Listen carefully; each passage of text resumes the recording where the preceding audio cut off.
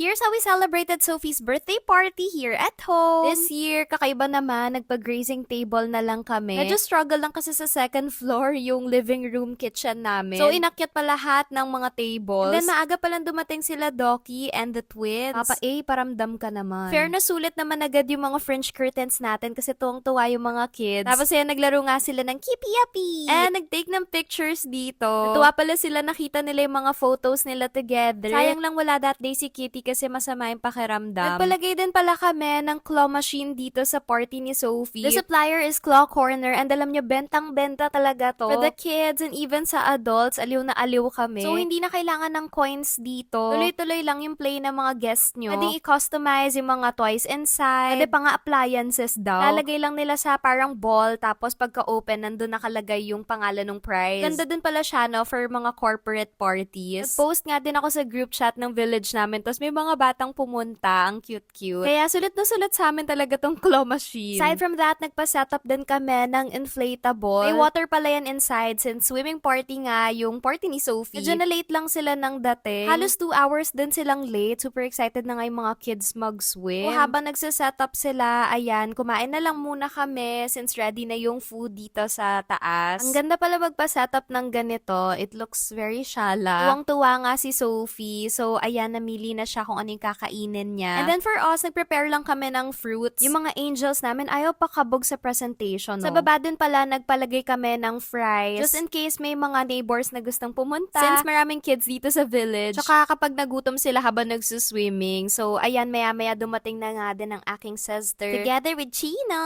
Diyos ko, sobrang bango talaga ng baby na to. Tapos, ayan nga, after eating, nagkahayaan na yung mga kids na mag-swim. Grabe pala sila dito. Puro girls kasi sila niyan. Tilian ng tilian. Tapos, non-stop talaga yung pagsaslide nila. Nakakatawa, tignan nyo si Sophie. Nandito din pala yung teacher natin sa yoga. Best friend ko from college. Enjoy nga namin dito yung fries, kakabantay sa kids. Siyempre, nandito din ang grandparents. Super sweet din pala ni Lolo before mag-start yung party. Pinaint pa niya tong fence namin. Para maganda na ulit. O yan, nandito kami sa labas lahat. And sakto nga ang hangin-hangin. Tapos, naglaro muna kami ng claw machine. Sabi ko sa inyo, bentang-benta talaga to. Even si Lala naglaro, yung ninong ni Sophie, mga grandparents niya. Ito nga si Loli nagpapatulong paano daw. Yung pag-blow pala ng candle ni Sophie, dito din namin sa labas ginawa. Birthday to you.